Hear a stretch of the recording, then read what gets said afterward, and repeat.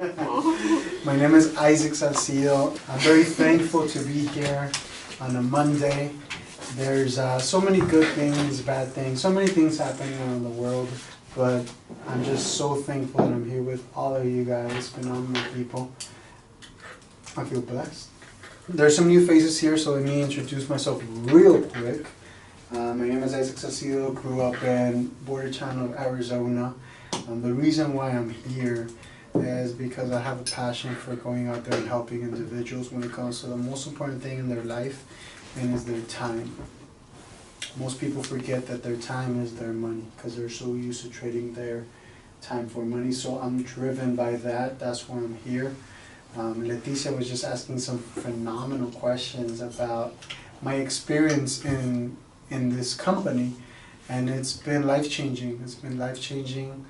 It's helped me through a lot of my personal growth, my personal evolution, and I'm just so thankful. I'm so thankful that I'm able to see things from this perspective of help, and I know that I'm never going to have an issue when it comes to money, because my goal and my intention and the way why I want to do things is the right way.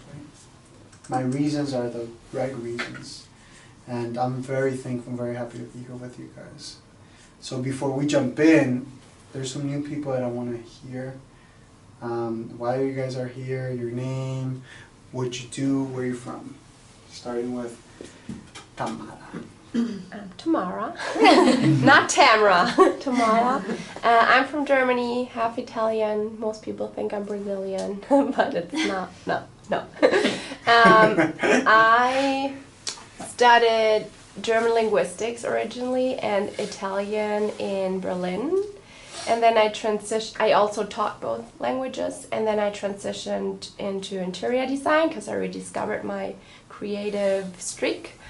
And when I came here, I found out about home staging. So, does everybody know what that is? Mm-hmm. It's furnishing houses for real estate to sell houses more professionally, like faster and at a higher price. So I did that for a while. I was really happy. Like, great team, great work. It was perfect. Like, I couldn't believe it. Sunday evening, I was looking forward for Monday. Wow. 2 Mondays, yeah. That's how happy I was. And then after half a year, I had to leave the company for several reasons. And yeah, that was really hard for me because I had just come to the US. And a few months later, I also got separated from my husband, so I really fell in a deep hole. And I was like questioning myself and my life, and it was really hard. Like, I was scared, I felt lonely, it was horrible. But from that strong negative emotion, I experienced my spiritual awakening, and it's a really cool thing. And ever since, I've been on a really exciting journey, and I'm able to find answers to my questions, and rediscovering my true self and becoming my true self. And yeah, I mean, I can go on, but I think thanks to that awakening, I found out that I'm not an employee. There's more. I want to give back. I want to help people. I want to make more money, one time in my life, and I want to be my own boss too. And one thing led to another, and I ended up here. And I feel like I've been attracted to this. That's why I'm here. Thank you for sharing. Brett. All right. My name is Brett. I came here about 1.5 years ago. We did the number on that. It's crazy to think how much time went by. So quickly. I know. It's been an insane journey so far, but I got interested in difference by my wife's, my mother-in-law. She actually came here first, and she had her first orientation, her 45-minute breakdown of some knowledge, and I got to sit in it and be a part of it, and it just hit me with reality, this is for me. This is something that I want to do. I felt like there was so much real day-to-day life struggles and the speed and what they were saying, and then it was just 45 minutes and I was like Jim Carrey woke, you know, like I was like, wow, this is insane. This is what I want, you know? And then after that, I fell off the face of the earth for a while because I'm active duty military, so I'm still in the Navy, doing that. But I know my path leads to, again, owning a business, owning something and calling it my own, but also I love sharing knowledge, and that's one of my passions. I love numbers too, so that's another thing. But anyway, I just fell in love with this company, and I picked it back up and started looking through all my paperwork again, and just reached out to Karlo, and he welcomed me back to the family. So it's actually an honor to be here, because you know, sometimes you just don't get second chances like something like this, maybe, you know. So happy to be here and share this empire with everybody. Awesome. All right. Woke like Jim Carrey. Leticia. Hi. Pretty woke, right? My name is Leticia. You can call me Letty for short. Well, I'm here because I ran across the ad on Craigslist, and the way that it was scripted just really, really spoke to me.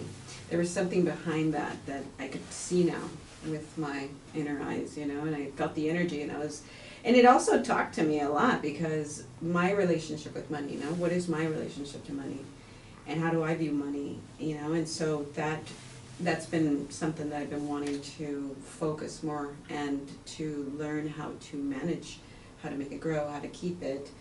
And so I was like, okay.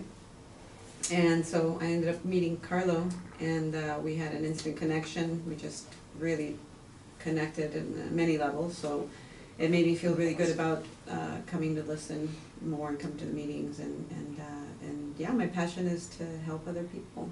You know, I think we all have gifts that we can give to each other. You know, everybody has their own unique way of expressing themselves and looking at things. So I think we all need that. We all need each other, so that's why I'm here. Thank you. So the person I'm going to bring up, more than business partners, he's my brother. And I don't say that lightly. I'm very particular with the people that I spend time with, or the people that I open up to. So he's, more than anything, had so much patience with me, has supported me, helped me, been here at the office till 2, 3, 4 in the morning, leaving to other states at 7 in the morning, and it's just a true ride or die type of individual. I'm just so thankful, so blessed that I was able to connect and be in this industry with someone of his, he's an overall phenomenal individual. And please give a round of applause for Mr. Karlo Salgado.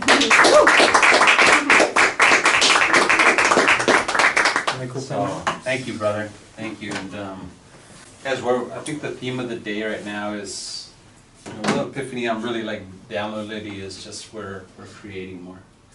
And as I love the caliber of people that are here right now, right? And as I know the people that are here, that have been here, like I know that, okay, there's definitely a vibe here for sure, right? You know, and so once you find your vibe, you find your tribe, right?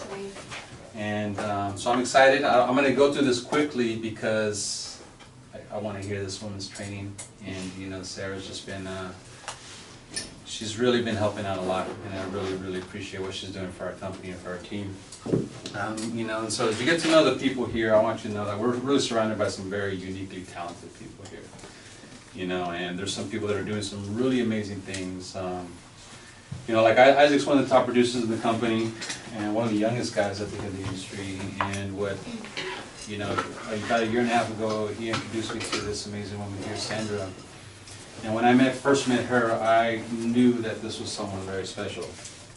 You know, and what she's doing in, like, if you kind of track her online, you'll see, like, I feel that that's where we want to start taking people to go, right? You know, she runs a nonprofit called Fem Latinas, right, where They're just empowering women from all walks of life, entrepreneurship, and all kinds of really interesting things. They run a nonprofit called Avance Progreso Hispano, which is on December 15th, like we're going to Mexico, which I never, growing up, I never was part of, giving back, and I've always wanted to, and I think most people are like, how do you give back?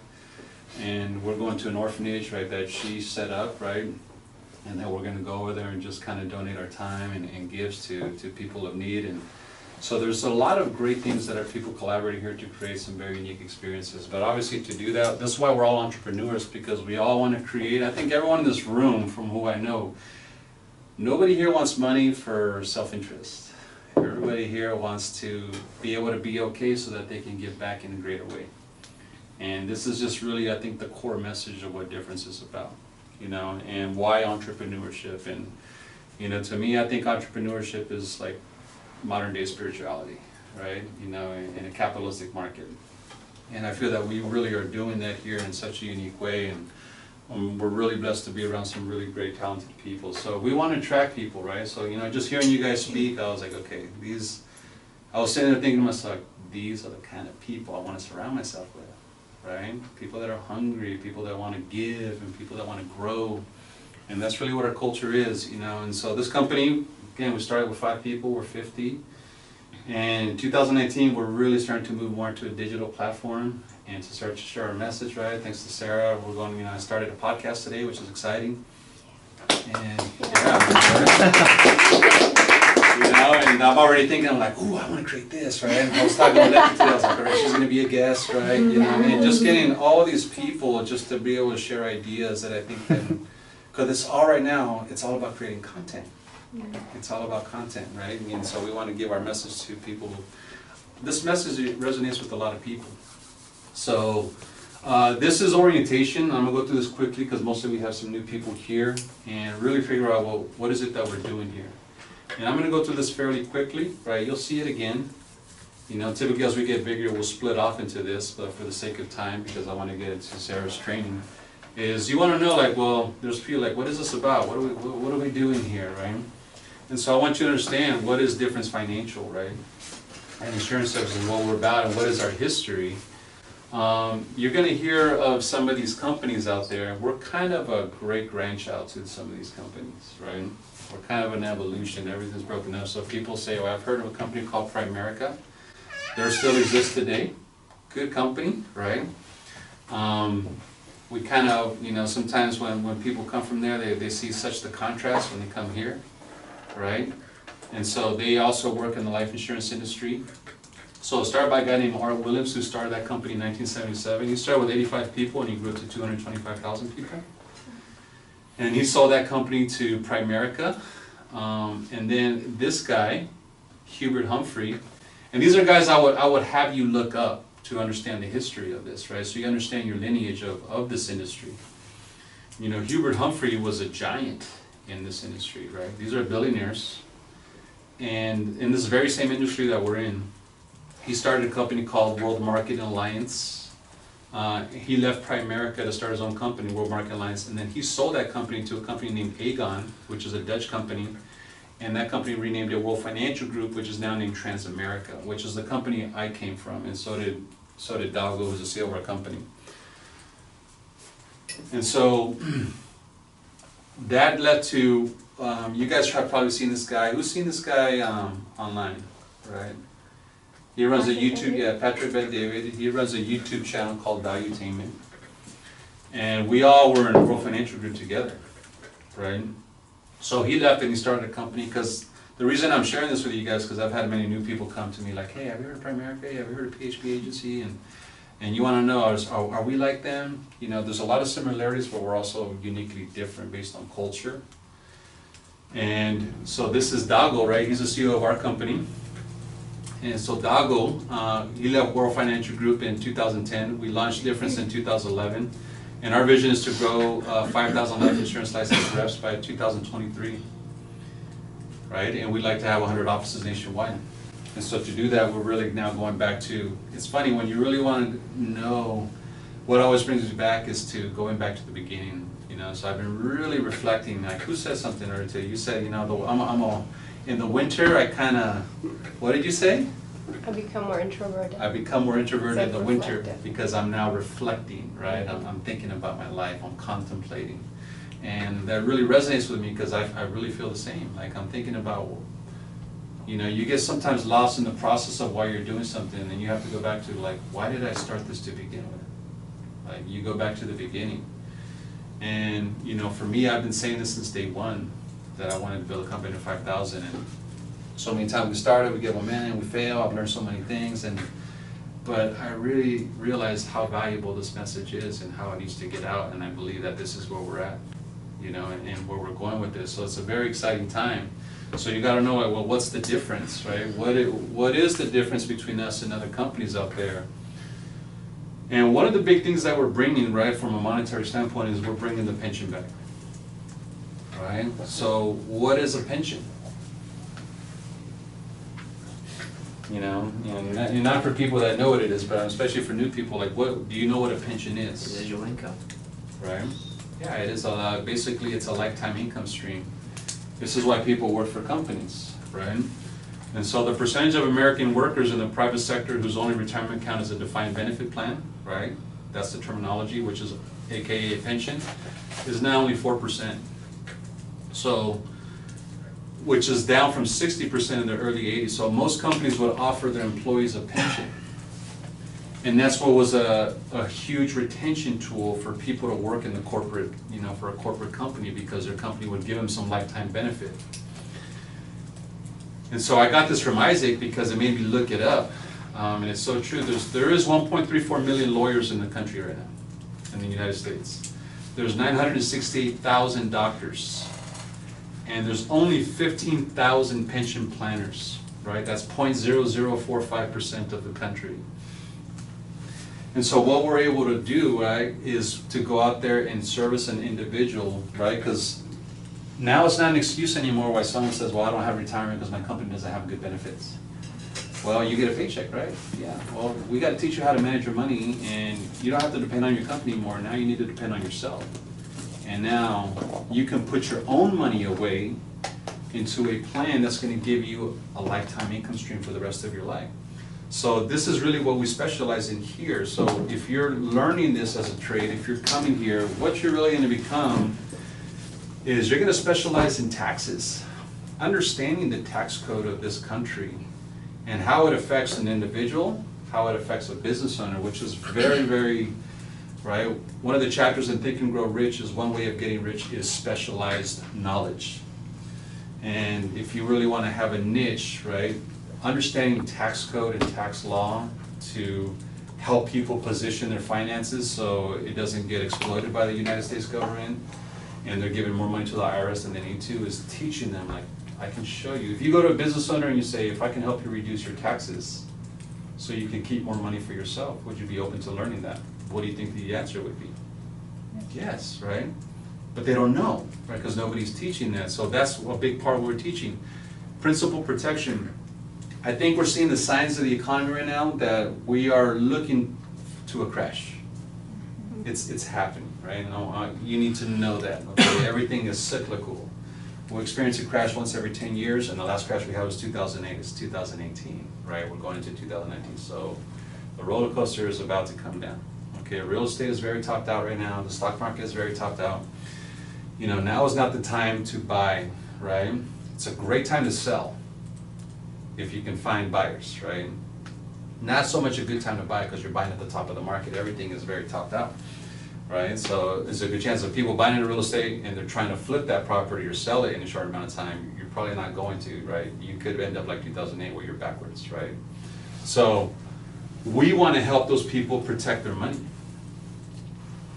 So we're in a very unique time where you can go to right now a baby boomer and help them save their money.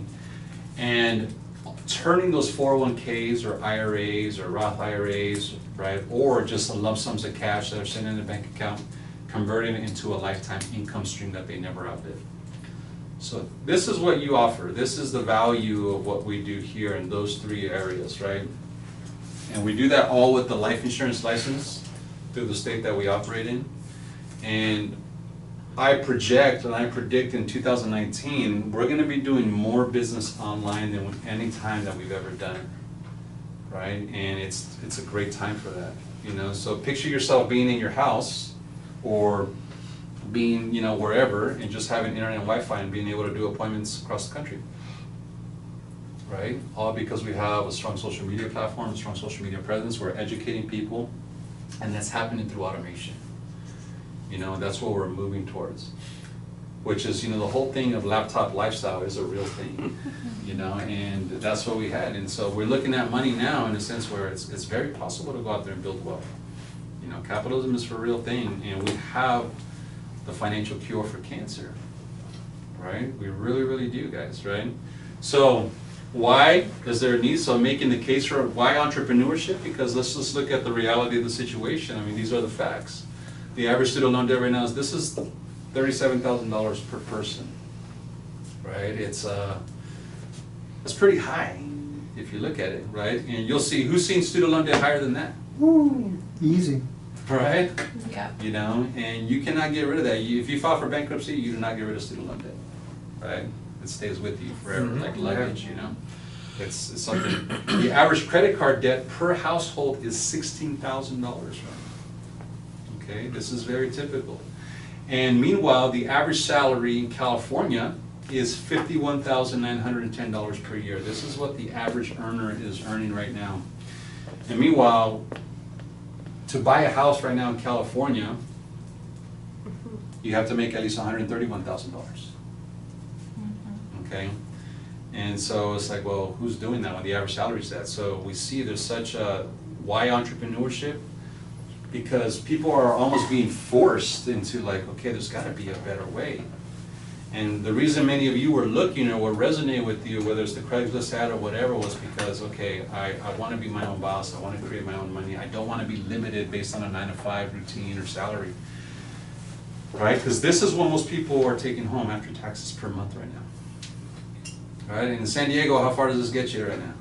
Nowhere. It doesn't get you far here, right? Now, I grew up here, you know, and I have an affinity to this city, and so like other people, like, I'm out of here, man, screw this place. My question was like, oh, how can I live here? How can I prosper here? And entrepreneurship, I think, is the best way to do that. Take control, right? Take control of your life. So we want to, in order to prosper here, right, we have to have a certain mastery of industry. So for us, it's life and annuities. Now, I never ever in a million years thought up to myself to be an insurance agent. Okay, that's not something. Did you ever think you'd be an insurance? You know, did you ever think that this is what you'd be doing? Did you ever think that? Did you ever think that? Hey man, when I grow up, I want to be an insurance agent. Right? But it turns out, right, that there's so like I realize it's so much. Like, look at this room right now in terms of evolution. Right? This has always been, right, dominated by men, right, and actually old white men, to be honest with you. You know, and now we have a sense of flavor. Now we have women. Now we have, you know, entrepreneurship, and you know, insurance was valuable, you know, since the Roman times, right, and it's still going to be valuable 500 years from now. Okay, it's never going to go away, right? It's always going to be something that we need to do. You know, so we need to know about it. Now, it's not just life insurance, as you can see, that we do. So we do annuities, and people are like, well, what is an annuity? I'm not going to get so much into that, but in terms of what you can do under annuities, and this you do with just a life insurance license. So we do retirement qualified plans such as 401k rollovers, 403bs, these are for teachers, 457s, IRAs, SEP IRAs, simple IRAs, Roth IRAs, index annuities. There's a lot that you can virtually help anybody that can save money. Doesn't matter how much money they make, how much little money they make, or in between. If they have a desire to save money, you can help them. That's all they have to have. And so we believe here that we can actually help anybody. Now, they first have to want the help. Okay, so why you won't get a client is because they don't have a desire, right? They're like, you know. So this is why we really want to target our market. You're looking for people who want to save money and better their financial state. So fortunately, and unfortunately, but fortunately for us, I feel like the world, right, world events right now are conspiring for us to win, in a sense. Does that make sense? Right, it's almost like, my dad asked me, what happens if the market crashes? I'm kind of like thinking about your business. I'm like, it's actually gonna be really good for us, right? Because when the market crashes, people don't wanna lose, they wanna stop the bleeding. So they're gonna roll over their money because like, well, I won't lose any money over there. If I roll my money over with, they roll their money with you, so I won't lose any money. But what if the market goes up? You're gonna make money too. But if the market crashes, you never lose any of your money. Sounds too good to be true, right? So that's where your education will come in. But this is what's good about it. Now, we also do a lot of things on the life insurance arena. So we do everything that has to do with life insurance, so traditional term life with accelerated living benefits, return of premium term, universal life, whole life, index universal life, premium financing is something that we do for business owners or people that make a certain amount of money. Key person insurance, second to die life insurance, and final expense. And so we have, within this room right now, we've done all this stuff, right? There's people that have done all this stuff, and the cool thing about the insurance industry is that, does it pay well? Mm-hmm. It pays extremely well, okay? So well that you might question, is this for real, right? And I didn't believe it at first either, but it's amazing that you can go help one client, and with one client will pay you probably what you made in a W-2 job for the last 24 months, right? Where people have got $30,000 months, $50,000 months, $100,000 months, right? Just servicing clients. And so it's a niche. It's a very niche industry, And so we want you to be a master of this trade and understanding, like you're like an encyclopedia. Like, well, how do you know this stuff, right? Because this is what we teach. This is what we study here, right? So training is going to consist a lot of breaking this stuff down, case studies, before and afters. We do advanced trainings, right? So once a month we'll do advanced training where we really go nitty gritty into annuities and life and before and after and how to position it and who's the ideal client. All that stuff you'll learn here, okay? Where you'll learn mostly is in the field, is actually going out in the field, sitting down with clients. And so we want you to feel proficient because this is your trade, you're a craftsman, this is how you provide value to society through your trade. With business owners, great market that we're getting into. A lot of money in that market, a lot of business owners right now, because so many people are moving into business because the W-2 has a lot of limitations. You have a lot of people going into business that don't, people that were not good with their finances as employees are not good with their finances as business owners, right? And what I've come to learn is that business owners are very terrible with their money. For my personal experience, right? Is because they're so busy trying to keep the business going, they don't take care of themselves, they don't practice a lot of self-care. And so we have some really great plans for them, right, that can really help them, right? Our CEO, Dago, just did this executive bonus plan. This is Section 162 in their IRS, where basically he went to a business owner who were in a construction company, and they already had a 401k, but he's like, how can I retain? He's like, I'm losing a lot of my people at the executive level to the competition, right? Because there's always, people like getting offered better pay, better benefits. So an executive bonus plan was the way Dago presented this. He said, what if you can just take care of a handful of your key people, right? He's like, is that possible, right? Yes, you can be discriminatory. Well, what's the benefit of that, right? Is that you retain them, because now, hey, and you can create like a vesting schedule. So what he did, long story short, is he took 10 of his top executives and they funded it with something called an IUL, which is an Index Universal Life Policy that has a tax-free pension built inside of it with living benefits, which is on top of their 401k. And he created a vesting schedule within it. So for them to benefit from this tax-free pension, they had to stay at least another 5 years in the company. So it was a retention tool, right? So he helped out 10 of those people in that big company, and he did this in the course of a week, and in 1 week he made $81,000, right? That's real money, right? And he was like, wow, that was so easy, and they were so happy with it, and, but how would you like to make $81,000 in a week? Mm-hmm. Would that change your life? Yes, it would. Yeah, right? Specialized knowledge, okay? And this is what wins here, right? It's specialized knowledge, right? So those are the things that you'll learn here on how do I present that? How do I prospect for that? All those things that we're gonna be doing here. Captive versus independent. So people think sometimes like, well, I've never heard a difference. You guys are a new company. What's the difference between you and everybody else? So we are independent agents here. And there's a big difference versus a captive agent, right? So you've heard of companies like State Farm or Allstate or Farmers, New York Life, Northwestern Mutual, Primerica, Mass Mutual, great companies. But when you work for a company like that, you are a captive agent. Now, what does that mean? That means that you're limited to products and services from only the carrier that you represent. And which limits client choices if they prefer another carrier. Okay, so here's a great picture of, so that's our company logo, Difference Financial, but we work with many companies in the marketplace. So you're not limited to one. So you don't ever have to have any anxiety, like I feel like I'm selling something, because you really just kind of go side by side with that client and say, I'm here to represent you.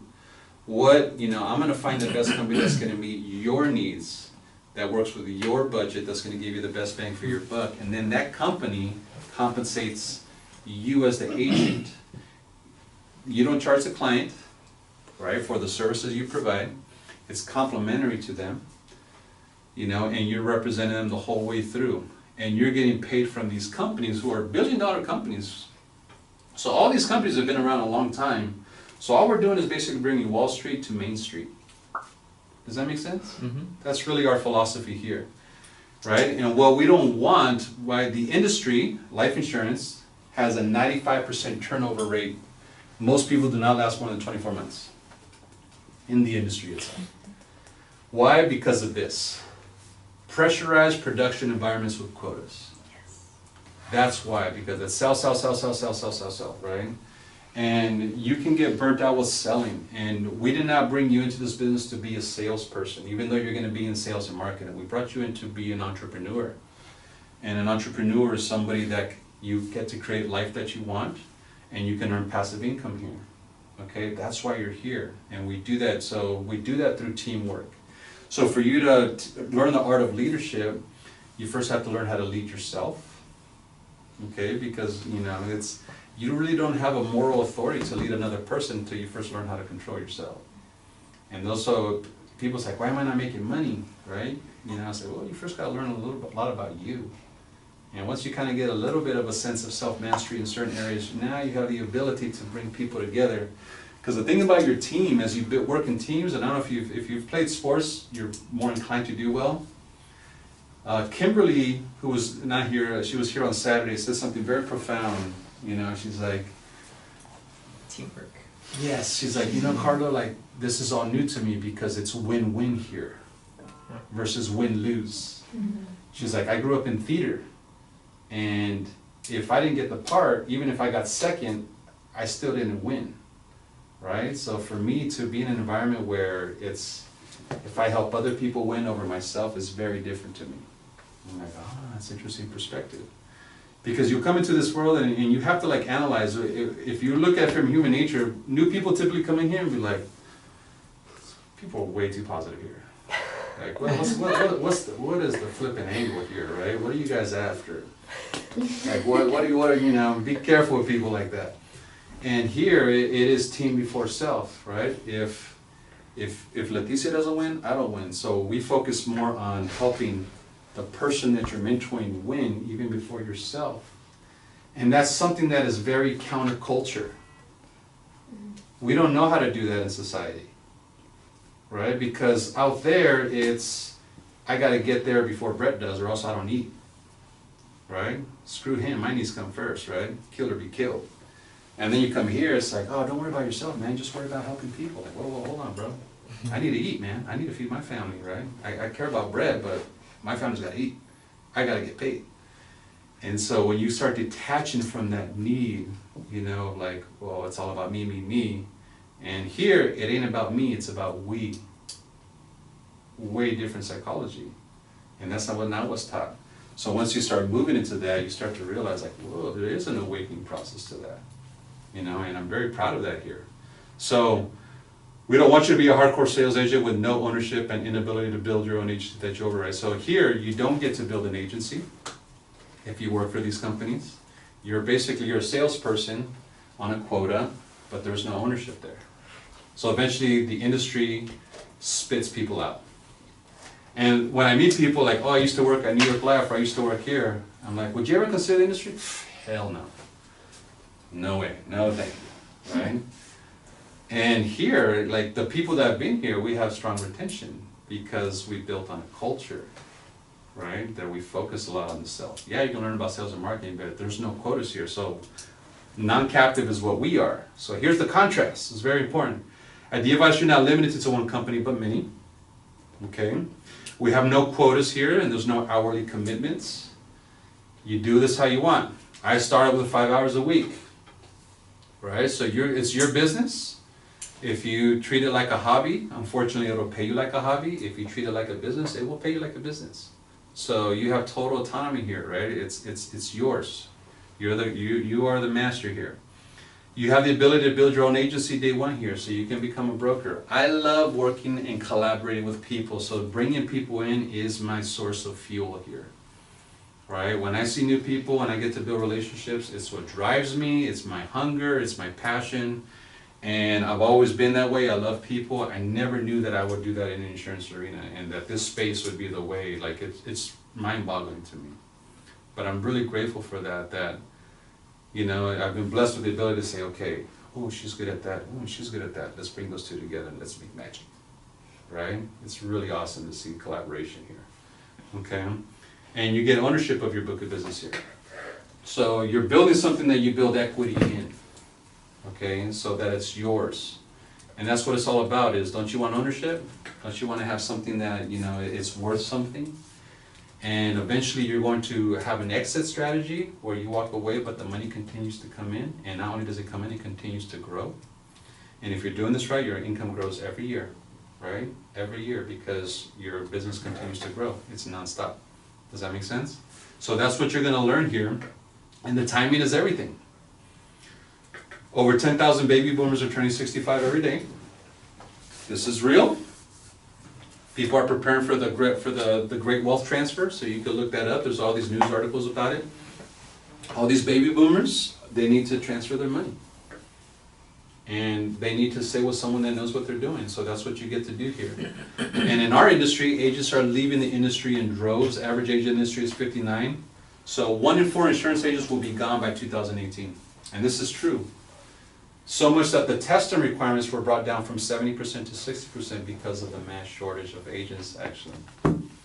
And what you learn here, which I feel very confident saying this, is most of what you learn here, I can tell you that 90% of agents that you'll come across do not know all what they can do with the life license. Right? That's so true. Most agents are selling life insurance.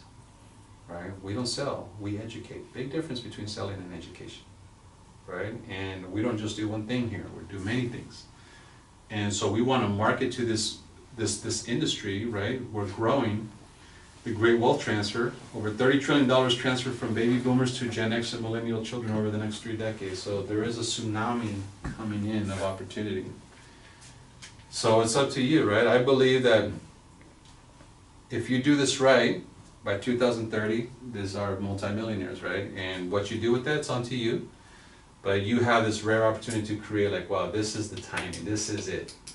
I was just fortunate to get in at the right time, right? In 2007, because the real estate boom really started around 2002, 2003.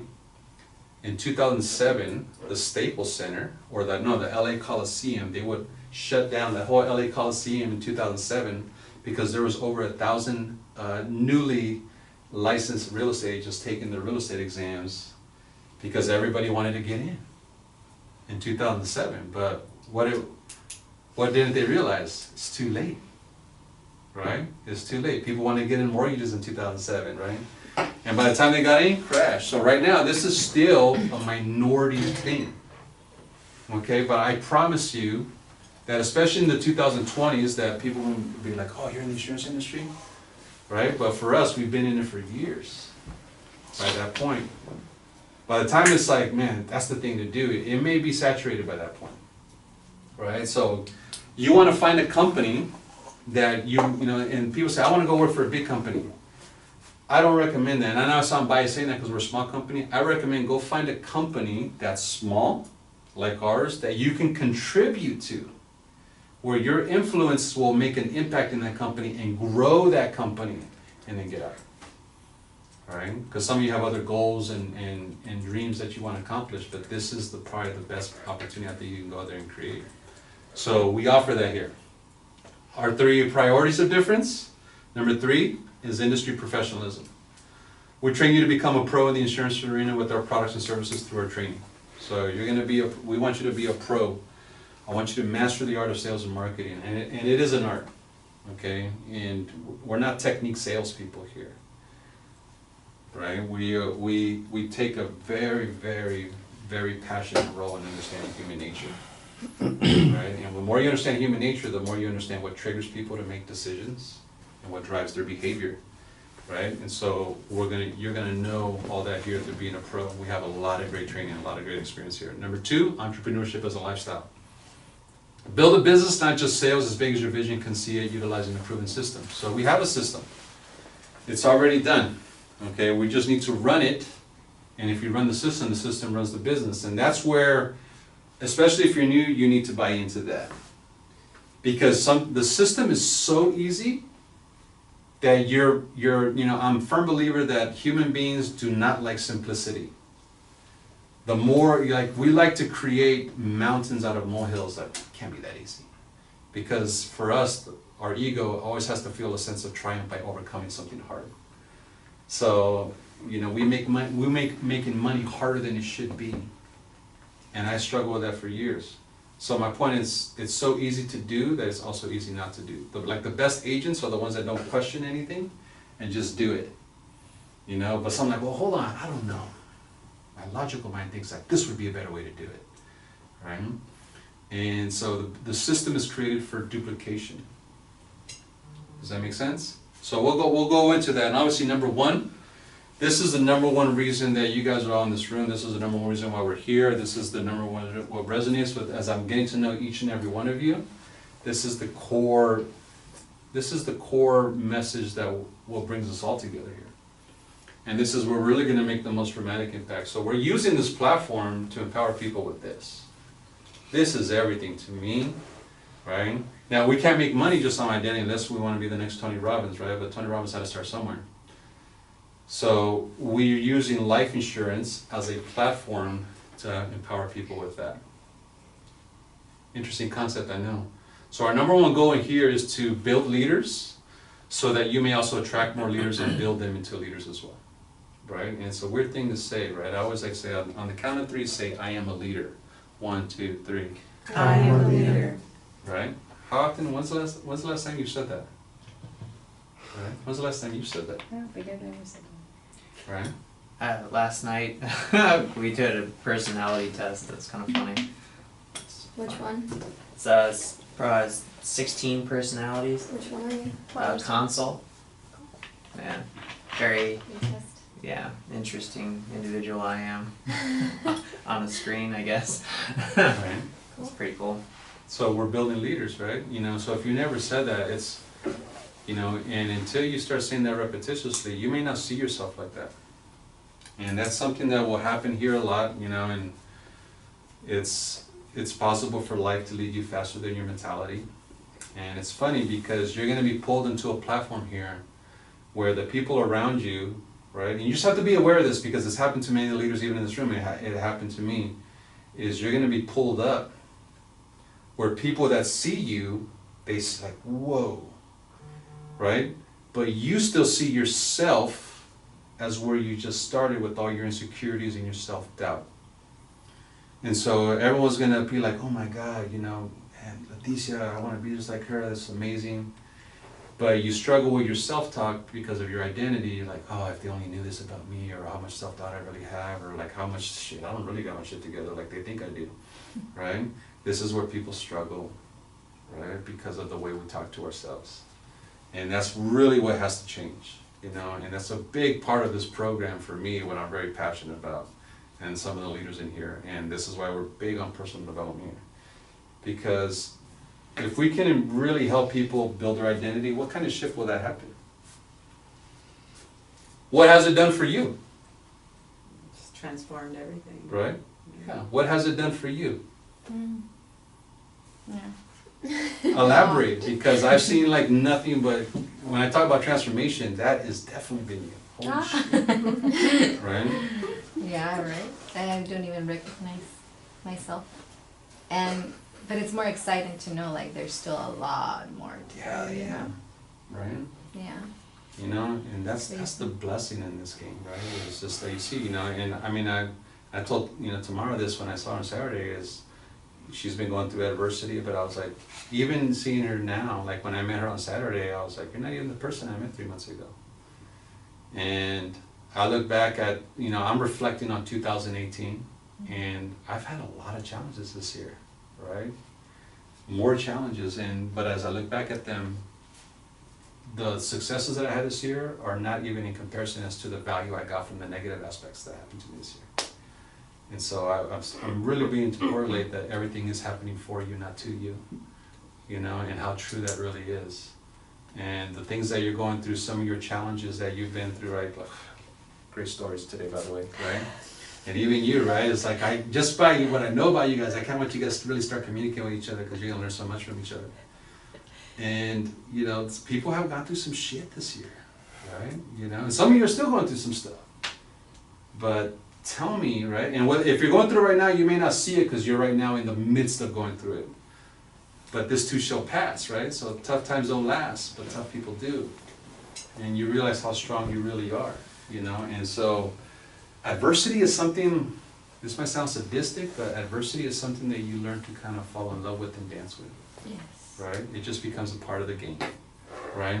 So that's identity. So we're big on self-awareness here. And this is all from Think and Grow Rich. What Napoleon Hill talked about in 1937, these are all the things that are not taught in school that we really want to focus on here. What is will? And you really have to will yourself to success. And will is something internal. And I think you either have that fire in your belly or you don't.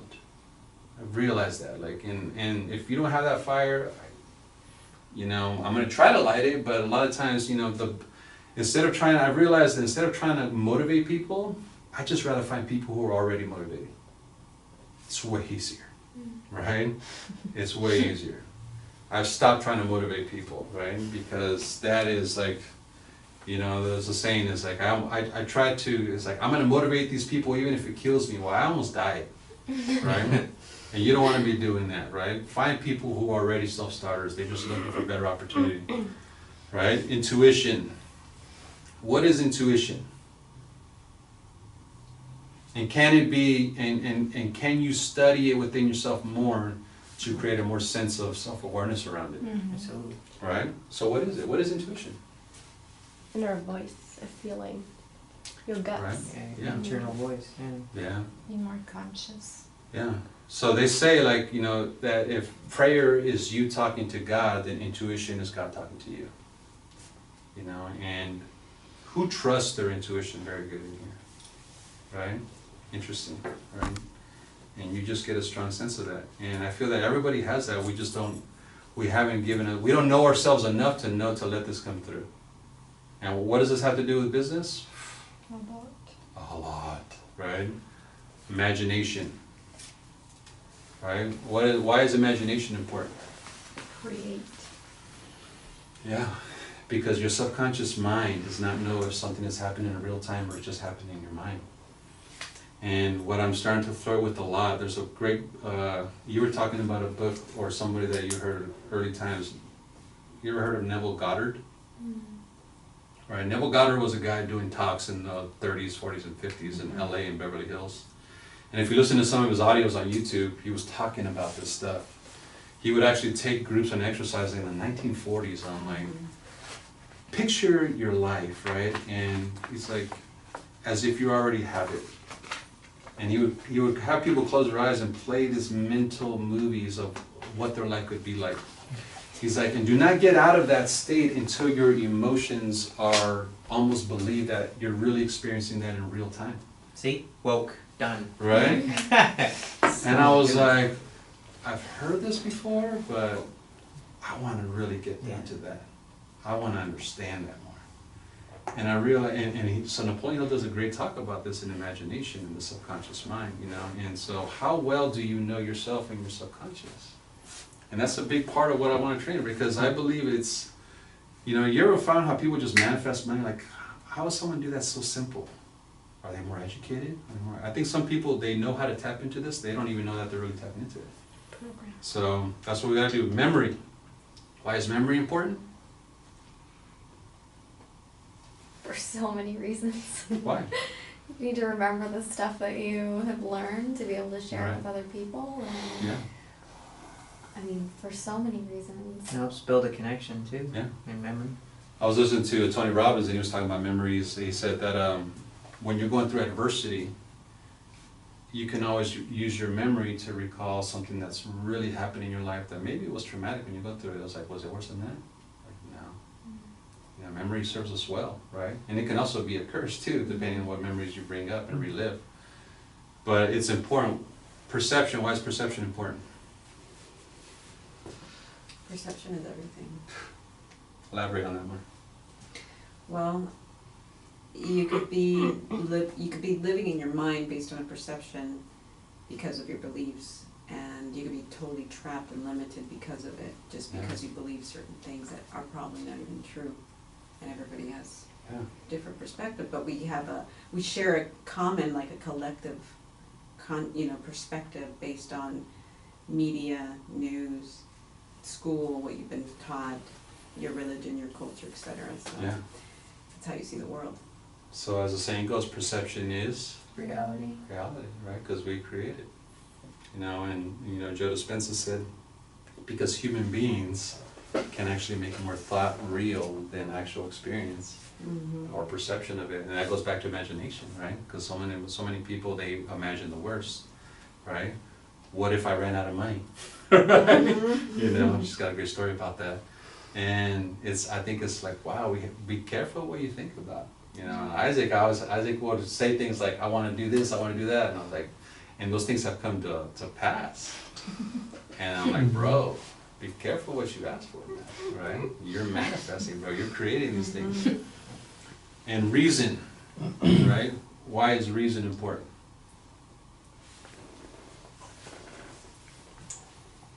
Because of something you have to be rational, right? And logic does have a really strong place in understanding, right? Being realistic and being able to rationalize, is very, very important. So all these things I think are important. They all couple with what we want to teach you: emotional intelligence, self-confidence, physical fitness, right? And a teammate of ours really brought that to my attention, because this is your sanctuary.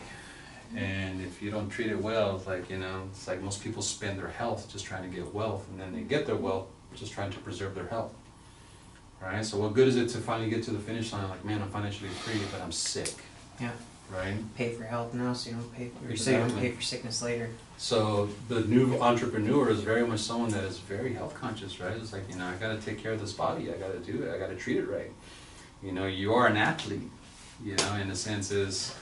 And to me, it's like, that really had to take form for me, because I'm just being honest with you guys, like in my 20s, I didn't work out to feel good. I worked out because I wanted chicks to dig me, right? And so that had to change form. So now I'm in my 30s, I'm like, well, I don't really need a chick to dig me because I got a chick already and I love her, right? So what does this mean to me now? So now I see my kids and I'm like, damn, I gotta keep up because these kids are energetic, right? And being an entrepreneur, like if you don't know how to manage your energy as an entrepreneur, your stamina is no good. Because you'll burn out quick.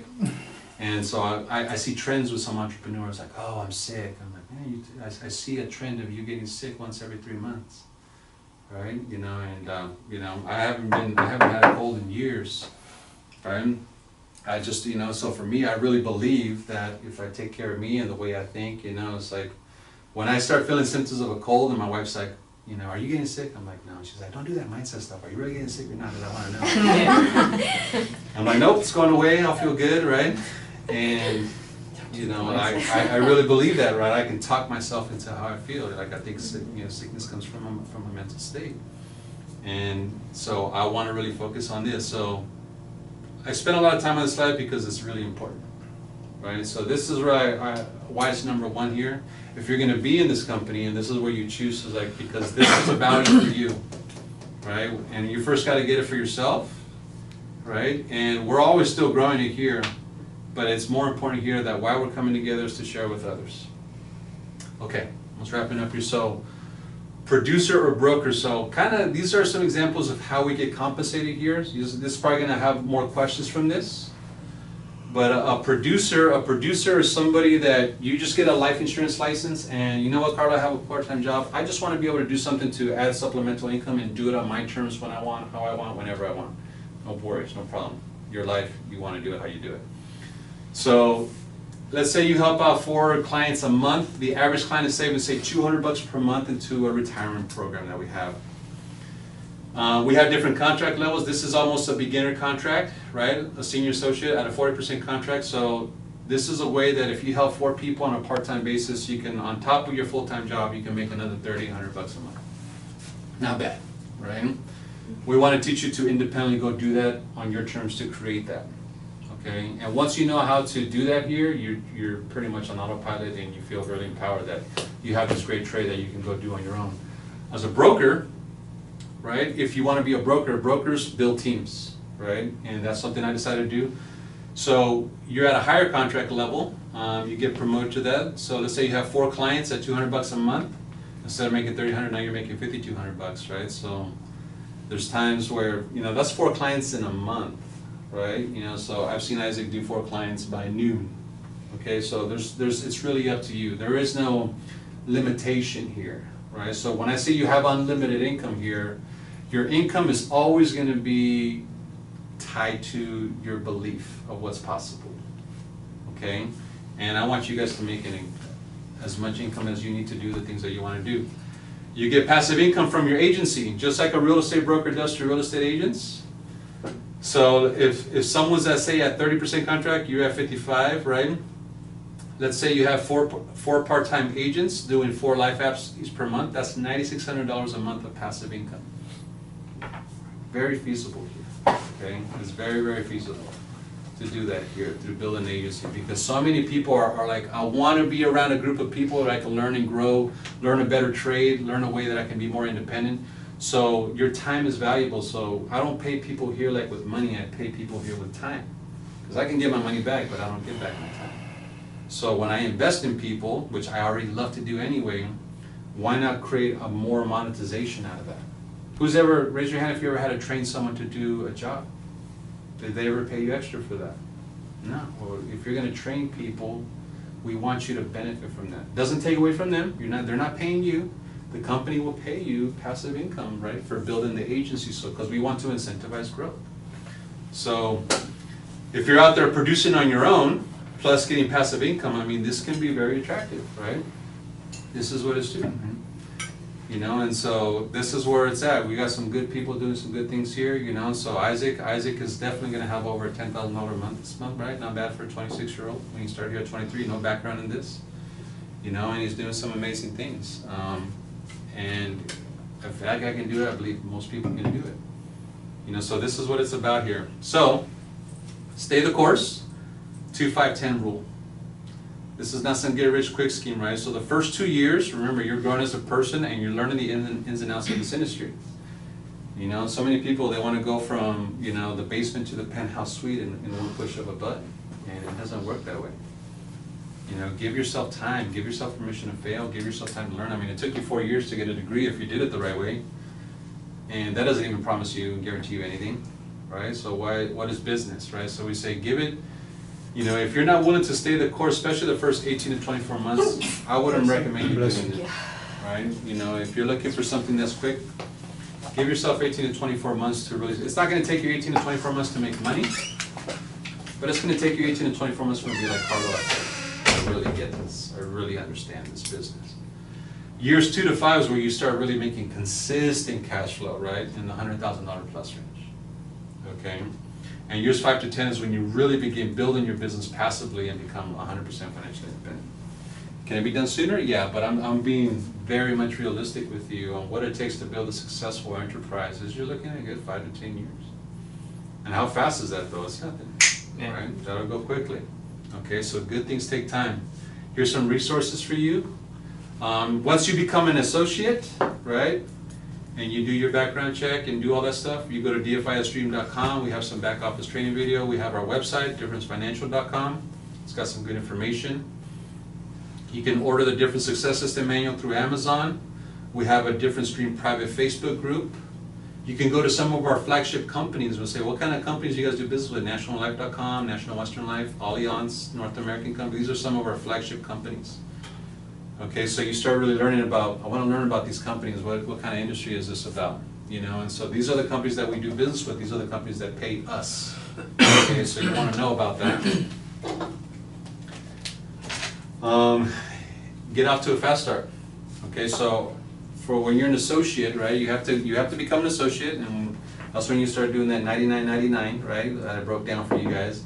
And then once you do that, you get qualified for Fast Start School. We say do it in your first 7 days. So top 25 list, 3 years of activity, become a client. You got to practice what you're going to be preaching. So part of you helping other people financially is also helping yourself, right? And so I mean, if you're like me, I didn't start off here as an entrepreneur. I started off first as a client. And through the client process, I was like, this is really valuable. So it doesn't matter where your finances look. I don't care how ugly it may look, right? I'm telling you, we can help you, okay? You got to start somewhere. You have to start saving something, right? Throw something for that old man and woman in you right now, right? You got to take care of you. Nobody's going to want for you more than you want for you. So we want to make sure that we're going to take care of you. We have scripts that you master in terms of how to make calls here. Life license the first 30 days. It's easy to get a license. Don't procrastinate. Get paid faster. And we want to get you out in the field. So I like what you said today is like, I want to shadow, I want to go out in the field. That's a big part of what we're doing, right? And teaching you how to lead generate. Because the biggest question for entrepreneurs is how do you get clients? And the fact is, what I love about this is, who can be your client here? Anyone? Anybody. Anybody can save money with us, right? Whether someone could save $50 a month or they could save 500,000 bucks, right? You can help them all and everything in between, right? So there's no limitation to that. Okay, we have a champion's path. We call it 3-3-30. So if you begin building your agency, and you know, say you want to go out there and you want to start building your future office, get business partners, get clients in your first 30 days. We want to get you promoted quickly. So we want to get you off to a fast start here. And so if you're like me, and this is really what in the new era of associates that I'm training, and for me as a leader in this company, I'm really going to be going very methodical with the system with the next batch of associates that I'm training, right? And my goal is to get people proficient in 90 days. And I'm going to do everything systematically, right? Everything is system, because if you run the system will run your business. And I want to, you know, what I think took Isaac, right? You know, so when I was learning really this system and working with Isaac, right, it took him a few years. I feel like, okay, if someone that is competent, that's hungry, we can get to that level where Isaac's at within a year. Okay, because we now have more processes, we have more leaders, more resources in place. So, questions on this? Did you get value from this? What'd you get from it? Just like the last time, identity and value, you know, really starting to figure that out, and really getting into the nitty gritty of self, and you know, learning from not just myself but everyone else too as well. That teamwork plays a big, huge role. Yes. And it's exciting. You know, it's not scary. It's just exciting. Everything about it. And then hearing everybody else's perception. Oh man, love it. It's great. And like you said, I kind of feel the same way. Like everybody in here, you just feel that aura of like energy that everybody wants to promote some sort of knowledge that they have to bring to the table. Yes. That's awesome. Very I love it. Well said. Thank you. Right. Tomorrow, what'd you get? Identity also, like that was like a big interesting thing, and I can just say my intuition is speaking to me, like this is a good place, I have a good feeling about it. I feel like like everything unfolded. Like I'm here for a reason, and I think with this year, I can like achieve something bigger, you know, and not only help myself but help others. And it's like all those words and beliefs that I've gained throughout the last few months, I see so much in there. I don't know how to explain it, but I get it. okay. Right. Thank you for sharing, right? I think it's exciting to get more into the collaborative system, you know, to help each other out and to support each other and really learn about what the 1% has always known, you know what I mean, and get that information, help ourselves, like she says, and help other people. So that's really exciting. Yeah, I love it, right? Sarah, you've seen this before. What did you get from it? Honestly, I've been thinking about what I'm going to be talking about most of the time. But I love it. I'm here, intuition also, like, and collaboration. The whole thing is, I love it. Like, the 1% thing, I want more people to know about it. It just makes sense that other people need to know. Other people need to hear about it. And it's such a worthwhile thing to do. So, Good. yeah. Thank you. Jen? The perception, just thinking about that, just reiterating some of the things that I feel and believe in perception, and then also with your imagination, and it's like you're gonna go as kind of far as you think. Like the only thing that's holding you back is your thought process or your thoughts of where to take it.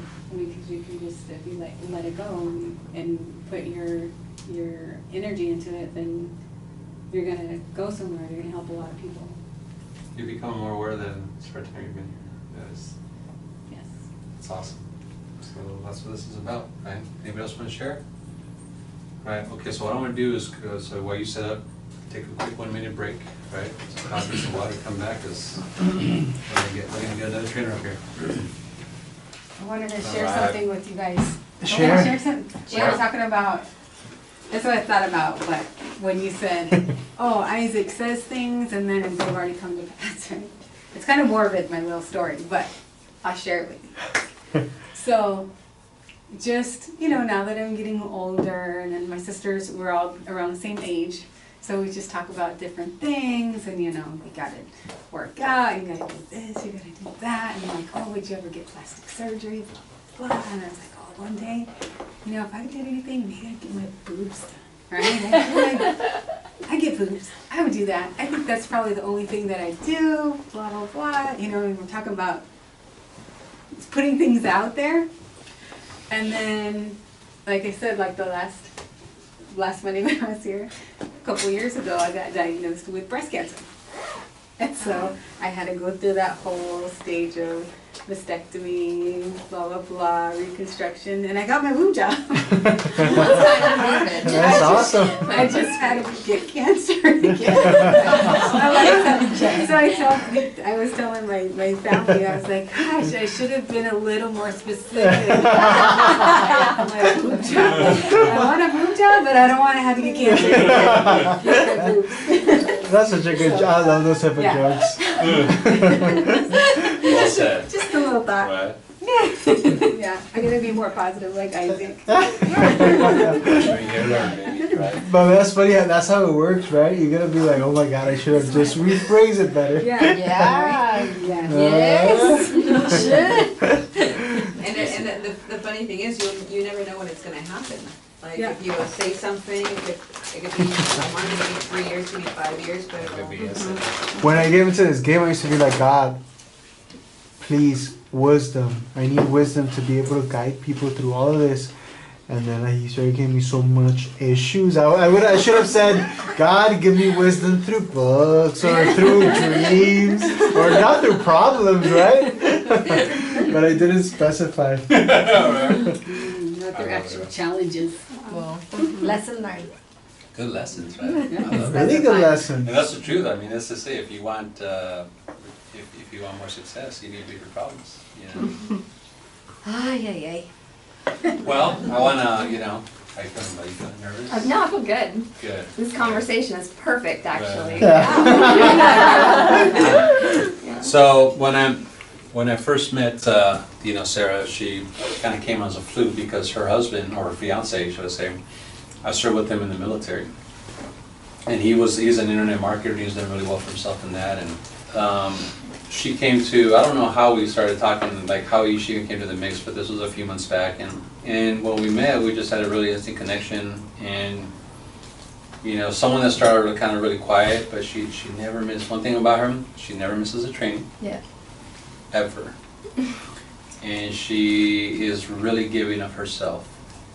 You know, I think she epitomizes to me, you know, team before self, you know, and she's willing to give her time and read, and she has so much experience, you know, world traveler. She has a really great story, and I just really value her as a human being, and I know that when she speaks, like I've had a chance to see other aspects of her as I got to know her the last few months, and I'm like, oh my God, she has it, you know, and this is a new way of expression for her through finances and things like that, but she just has a tremendous gift of, you know, just she finds ways to make better, and she sees the gold in people, you know, and it's something that I really value about her, and you know, the more I get to know her, the more I just love her to pieces, and I'm just really grateful that you're here, and you know, this is her first time training tonight, so let's give a round of applause to our associate Sarah Bryant. Well, this is a great experience for me because I have wanted to do speaking. Honestly, I haven't really wanted to, I've just felt like I should. And so this is kind of giving me a platform to do something that I felt like I should do for a while. So I'm very, very grateful to be here. I'm very grateful for every single one of you to be here. Getting out and being around other people and bringing your unique individual experiences to the table literally changes all of our brains. Like, the more experiences that we hear from other people, the more we learn about the collective, and it's just awesome for every single one of you to be here. So thank you for coming out tonight. Yeah, this is great. So mindset. When I told my dad yesterday that I was going to be speaking about mindset today, he goes, oh, you know what?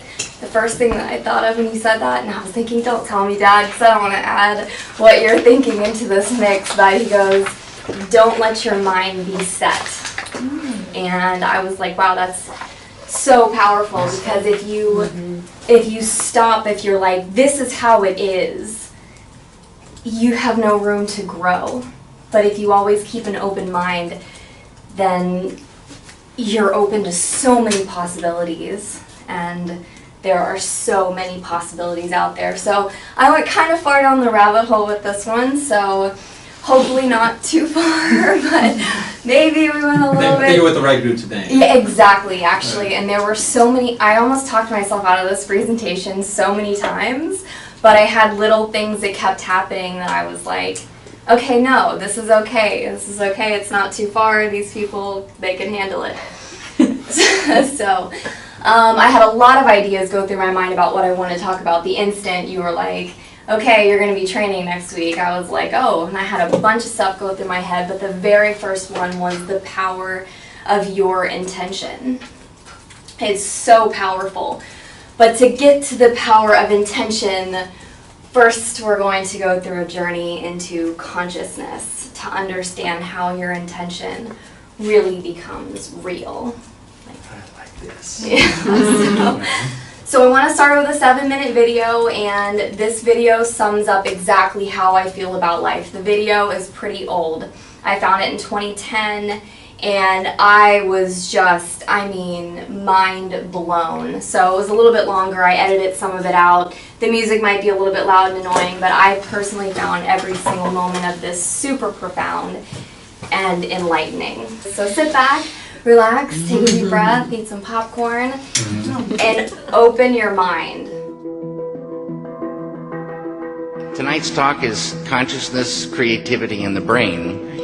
And if you have a golf ball-sized consciousness, when you read a book, you'll have a golf ball-sized understanding.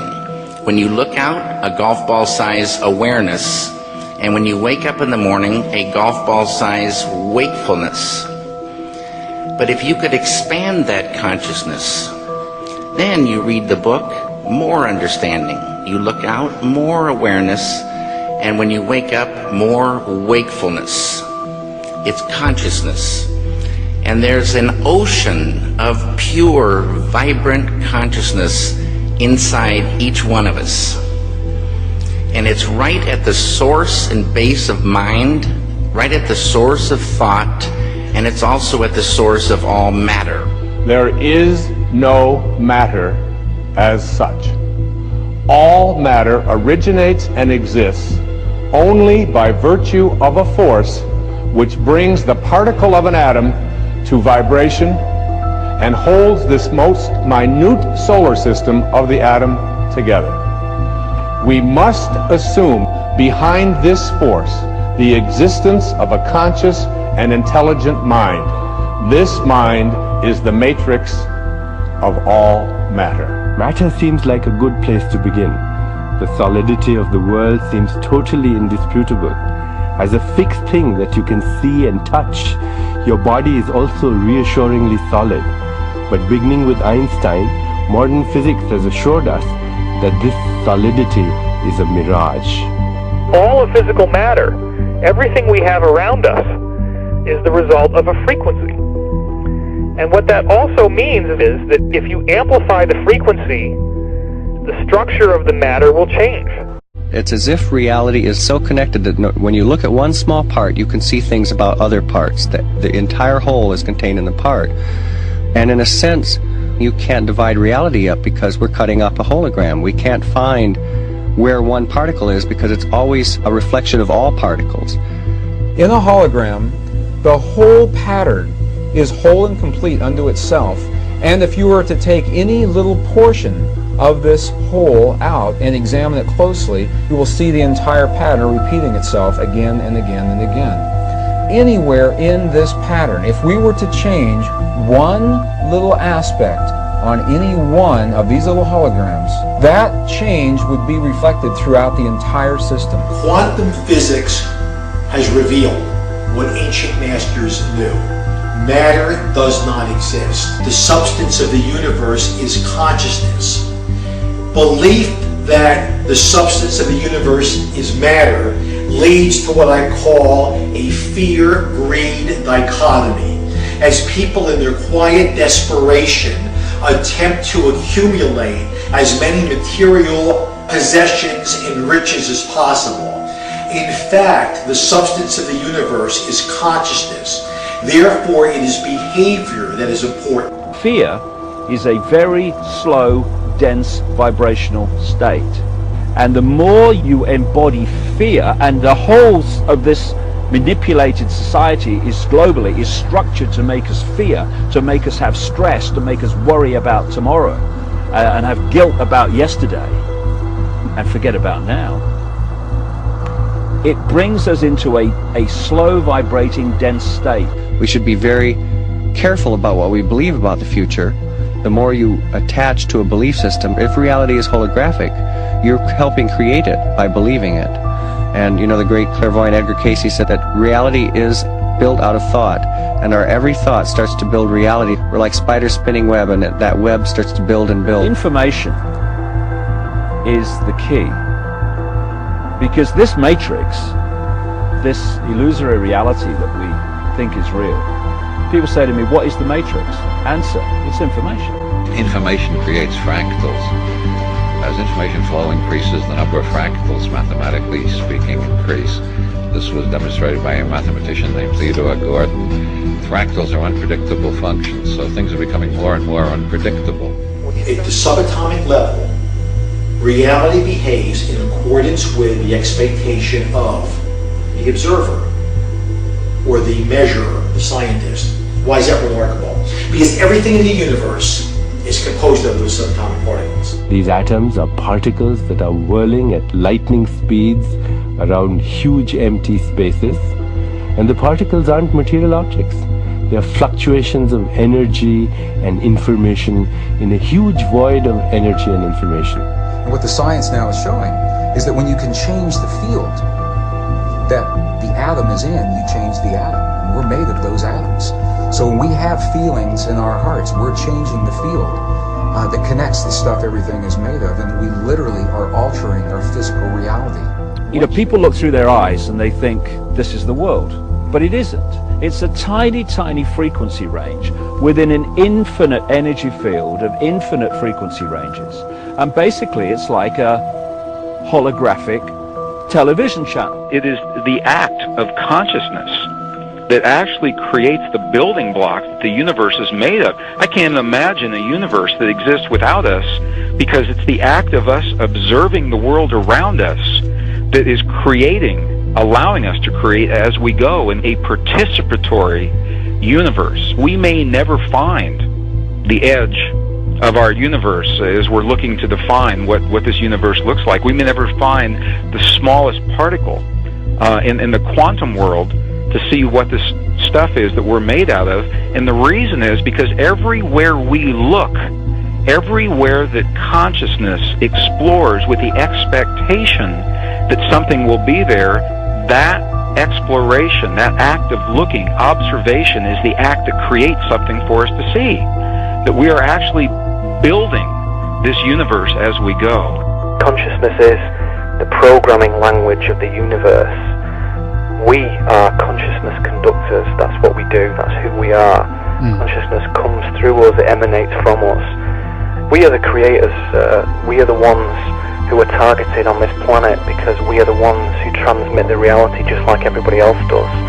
If you switch your brain off and you are sucked into the mainstream media illusion, we must understand that we are being used because we create reality. So if we are manipulated in a certain way, and if we are modulated in a certain way, then our creation becomes not ours but somebody else's. And what happens if we all do it? Everyone in this room decides to take control of reality. I'm talking about reality, I'm talking about quantum physics, I'm talking about taking control of things from the quantum level up, from the molecular level up, and it works. One of the things we're actually dealing with is as I say, some kind of operating system that can be hacked using words. I want to bring up some bullet points from the video and then share a couple stories, and then I would like us all to do an experiment. Don't worry, it's gonna be something you do on your own time. It's not gonna be anything crazy, but it goes along with the story. So the first bullet point was from the second clip. It was Wayne Dyer talking about a man named Max Planck who won the Nobel Prize for his work on the atom.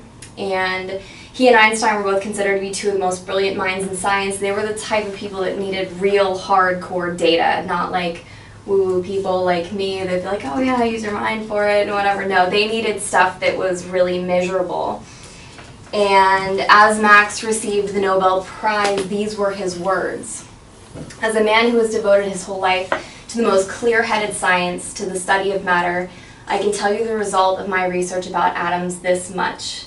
There is no matter as such.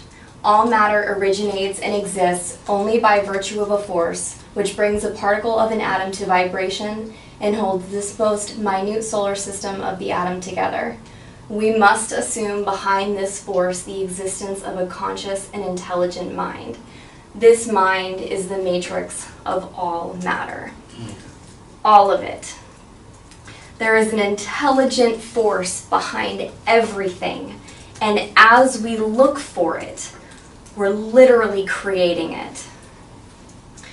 Everything in the physical world is made out of atoms. Atoms are made out of energy, and energy is made out of consciousness. It's made out of what we're thinking about. Matter is not solid. All of physical matter, everything that's around us, is the result of a frequency. And if you amplify the frequency, the structure of the matter changes. Even in the Bible it says that in the beginning was the Word, and the Word was with God, and the Word was God. That blew my mind. Like, I'm not necessarily into religion, but when I stepped back and I heard that again, I was like, my mind was blown. Do you guys know who this man is? The Saru Emoto? Is he the one that deal with the water? He's the water guy, right? No, So- we don't know what he. Oh, that's deep, right? Okay, you'll see a little bit of it. So he's a Japanese researcher who photographs water crystals, and he's really responsible for people not really looking at water as just water anymore. During his work, he figured out that water is closely connected to an individual or group consciousness and is extremely sensitive to vibration and information such as words or music. So words have been found to affect water crystals. Japanese researcher and healer Dr. Emoto conducted experiments on water molecules. These experiments showed that human thoughts and intention can physically alter the molecular structure of water. Specifically, the water crystals were altered simply through conscious intention. Words have a vibration that will actually alter the structure of water crystals. He found that uplifting, positive, and encouraging words created beautiful and balanced, symmetrical crystals. So, when Karlo talks about using words to speak life into people, it's quite literal. It is quite literal. So this is another experiment by Emoto. It was a 30-day water rice experiment where for 30 days, every day, they went in and talked to the rice and said thank you, or said you're an idiot, or ignored it. You know, my sister, I remember the first time she just drove me crazy, and I was like just trying to get her to, you know, leave me alone, and finally I was like, I'm just going to ignore her. I was like, I can't handle it, I'm just going to ignore her. And it was more painful to her for me to ignore her than for me to get angry at her. And when I saw this, I was like, it just put that childhood memory into perspective, like, wow, it was just a really weird, sorry if I'm in the way, it was just a really weird thing for me. So these are pictures also that were taken. Can you go back? I Yeah. was just reading the. Oh yeah. What happened with the rice then? Where is this So rice? they put these, it's 3 different jars of rice, and they put them in a room, and they went and talked to them for 30 days, and this one they ignored. So that one they said thank you to, that one they said you're an idiot. So this one's still white, that one's turned black, and that one's turned moldy. Yeah. Wow. I know, I was like, what? So, done? And it's all Yeah. based on the fact that they're in water. The water is what's receiving the message. Yes. Along with the Yes. connection with the rice. Wow. So, okay, so this is also from him. This is different water with some of these bottles of water he just labeled, you know, thank you or gratitude or love or whatever. Some of them were bad. Some of them, you know, I hate you, and it turned out like that. I love you turned out like that. This is the same polluted water. And this is from a bottle of water, and then 500 people sending it positive vibrations, and then that's what it turned into later. Yeah. That's fascinating. Isn't it? I loved this. I think it's so beautiful. So clearly, words and intention or lack thereof have power. So if matter doesn't exist, an intention, vibration, prayer, words, feelings, and thoughts are the most powerful force in the world. That brings us to the second point of the video. Is life really like a hologram? Is it an intangible illusion? It's an interesting thought. And if it really is, if none of this is real, if it is an intangible illusion, if the whole image is in the part, if it's all, do you guys understand what a hologram is? Yeah. Very complicated, but it's like in every piece of the hologram is the whole. So if that's true, what that means to me is that when we change ourselves, we change the whole. So when you become better, you're literally making all of reality better. Every choice you make, no matter how big or small, is going to affect the entire world. No pressure.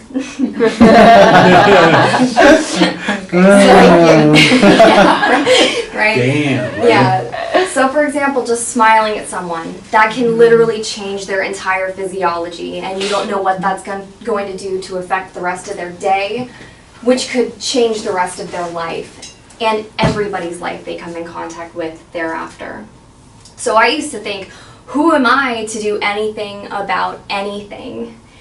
And now I've realized you are everything. We all are everything. We're all a part of the whole, and everything we do changes the whole. Consciousness is the programming language of the universe. We are consciousness conductors.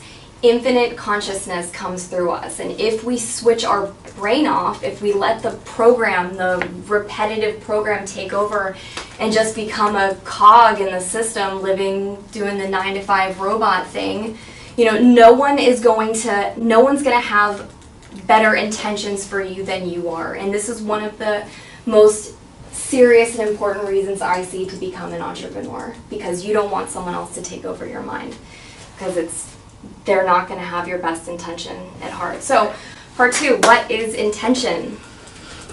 According to Joe Dispenza, intention is getting clear on what you want.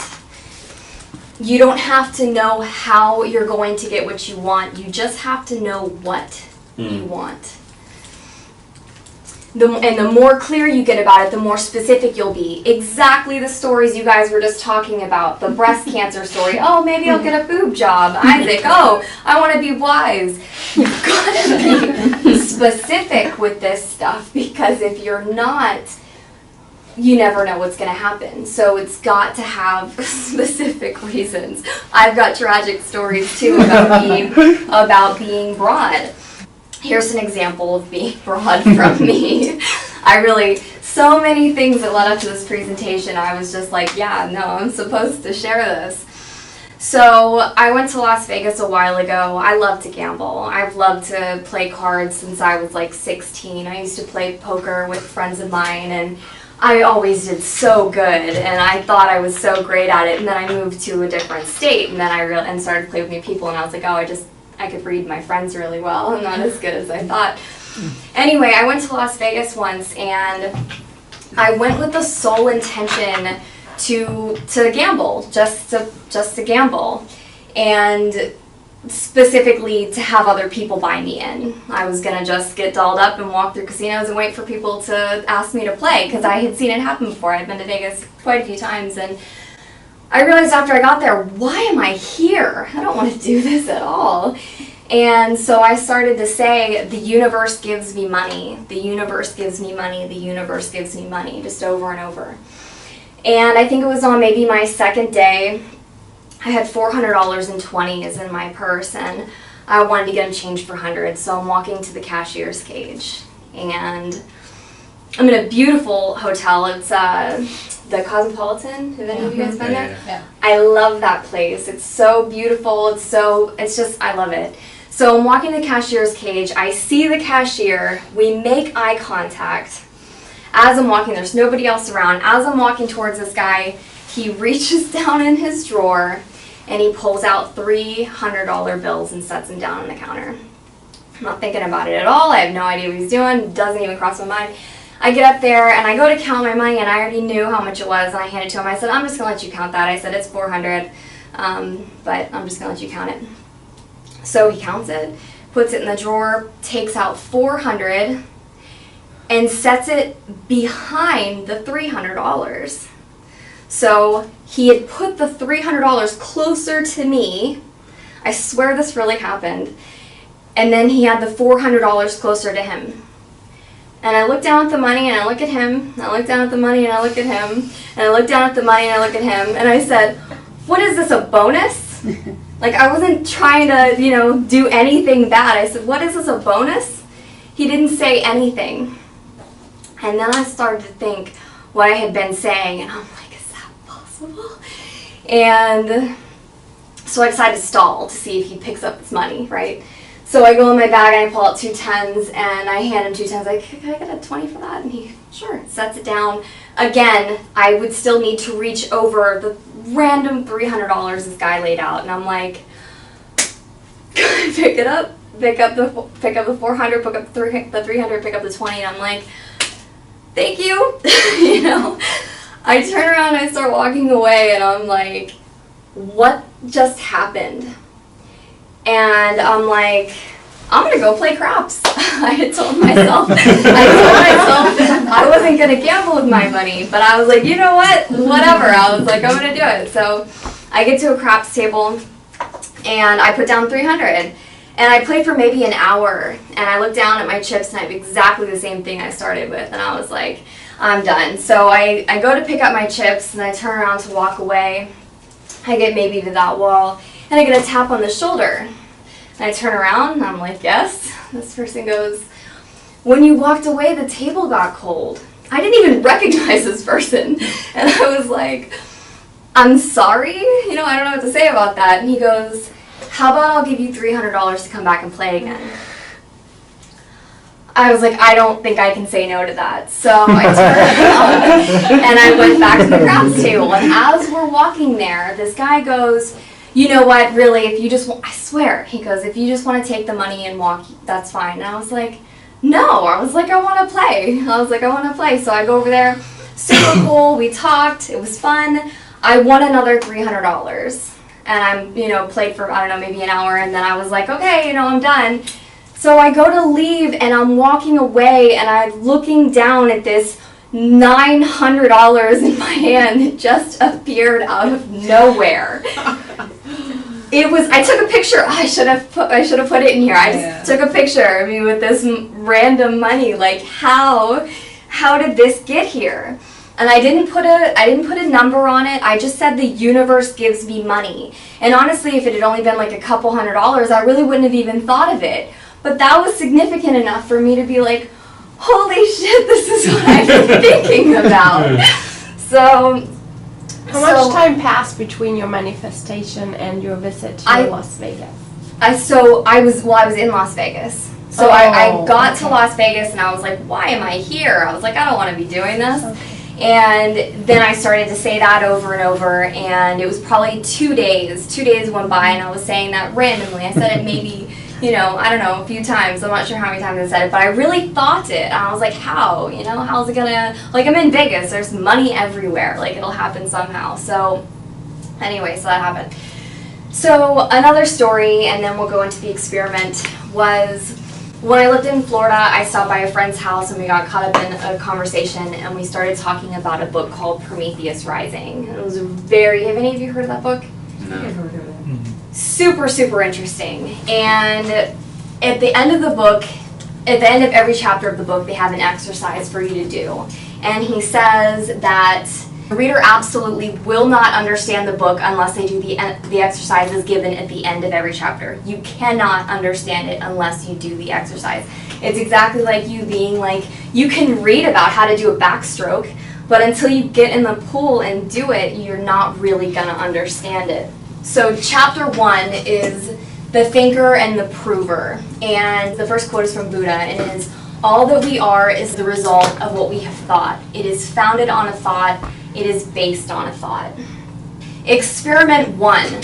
So I'm at my friend Chris's house, and we decide to read this book, and he's walking around, he's pacing the room, right? It's not a big room, it's, decent sized room. He's pacing the room reading the first page of this. So we get to the end of the chapter, I'm sitting down, and we get to the end of the first chapter, and the first experiment is, imagine that the universe is going to give you a quarter. It's mystically going to appear. The universe is going to give you a quarter. It's not like it's just going to, it's going to give you a quarter. So Chris and I both are scanning the floor for quarters, right? Like, we're both looking, like, okay, where's the magic quarter, right? So then he goes into the second part of the experiment, is imagine. So on a separate occasion, after you found the mystical quarter, imagine there are just quarters lost everywhere. There's just quarters everywhere. So of course you're going to find a quarter because there's quarters lost everywhere, right? It's your mind just finding or attracting or creating, or who knows how this stuff works, but it's going to happen one way or another. So what? No, it's just the same as if you buy a car and you say, I'm buying this because I like it and it's different. And then that same day you go out and you see your exact car everywhere. Exactly. Your mind is saying, exactly. I see this now. Exactly. And boom. Yeah. So So he goes into the second part, and there's quarters everywhere. And he's getting to the end of the chapter, and he stops. And he looks at me, and he looks down, and he picks up his foot, and he goes, "Did you do that?" And I said, "Do what?" And I swear to God, this man had a quarter under his foot. I'm not joking. And he said it was cold. He said it was not room temperature. He said it was cold, as if it had appeared. All right? I would not make this up, okay? So I'm like super confused. Like, did he do that? But I was watching him, right? So that happened. So 2 days go by. It might have been the next day. He was going to the airport, and he sends me a picture. He sits down in an airport chair, and he sends me a picture. The chair he sat down in, next to him was a pocket full of change. Someone's lost change with a quarter in it. Okay? So I'm like, okay, I'm like, wow, that was really fast. I hadn't been imagining a quarter. So we started this exercise. I didn't tell him this. I didn't imagine a quarter. I started imagining a $50 bill. Hundreds are pretty common, right? She's like, forget about yeah, that. what? Why would if I'm going to manifest something, why would it be a quarter? So I thought hundreds are pretty common, 20s are pretty common, 50s are not that common. So I thought, I'm going to find a 50, or I'm going to manifest one, create it, it's going to be lost. I didn't care, and I wasn't imagining two different ways. I was just imagining getting a $50 bill and giving it away. So thinking about how reality works, the images in your mind, that's how you attract it, because your mind doesn't know the difference between what's imagined and what's real. So I saw that part in my head. I saw me giving away a 50. I didn't know how I was going to find it, but I saw me giving away 50. And I knew I didn't want it to be something I worked for. I wanted it to be free money for me, because I didn't want to just, you know what I mean? So I was like, I'm going to the experiment here. Let's, make this work at least for free for me. So after Chris had gone to the thing, it was maybe about a week later, I texted my friend Serena, and I said, we're going to go to the casino. And Serena was super broke. I knew she was really in a really bad spot in her mind. She really was. And she was like, I can't. And I said, stop it. I go, we're going to go gamble. It's going to be fun. Don't worry about it. I'm going to take care of it. I was like, we're just going to go have a good time. She was like, are you sure? And I said, I'm positive. So we get to the casino, and we go into the big poker room, and I put $100 down for each of us, for both of us. So it was 50 for her, 50 for me. I'm totally not thinking about this experiment. We sit down at a table, and I go out like that. We had been playing for a while. When I bet, I'll bet big. If I think I got it, I'm just gonna go all in. I'll bet big.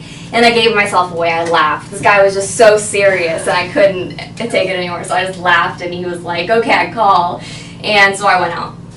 I told Serena, I said, don't worry about it. I said, stay, take your time. I said, I have my phone. I've got, I keep myself entertained for hours. And so I go over, and maybe 20 minutes later, maybe less, she gets up and she comes over to me, and she hands me all her chips.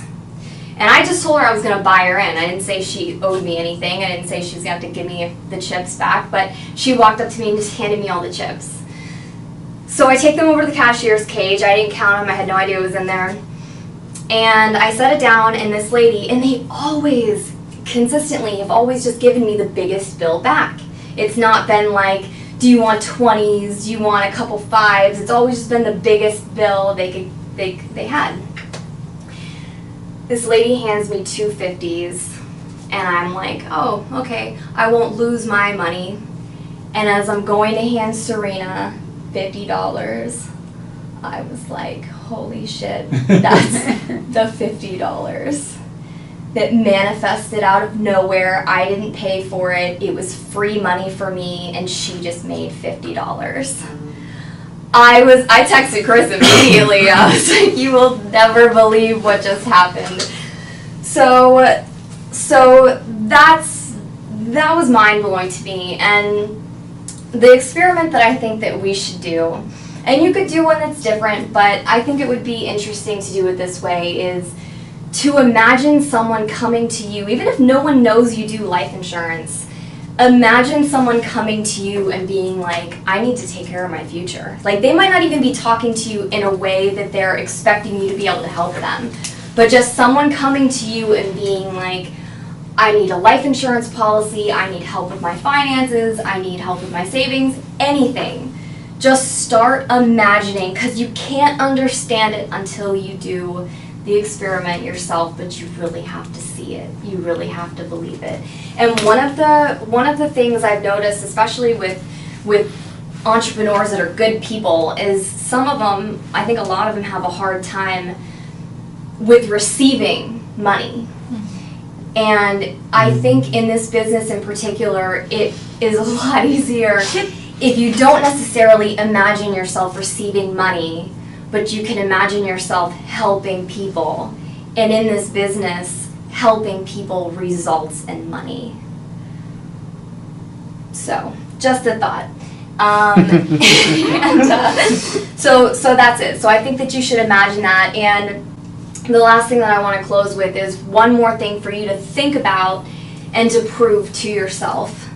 And that is that you are a very wealthy entrepreneur. Not necessarily using the word successful, because successful, you could be happy and be successful being happy. But imagine yourself being a very wealthy entrepreneur, because the more wealthy you are, truly the more miracles you can make happen. So that's it.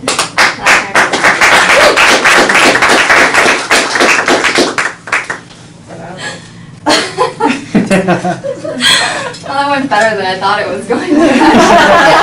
Where were you day one with this training? Right? When you started in the business, right? I want to be here right now. It was really good. That was awesome. Yeah. okay.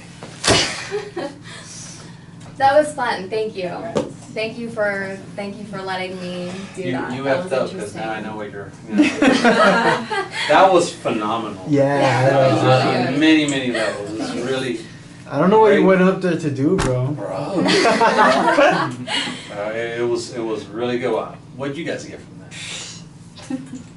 I'm still in the video. Right. Oh yeah. I'm still in 1 minute of the video. I'm like, wait, what is this?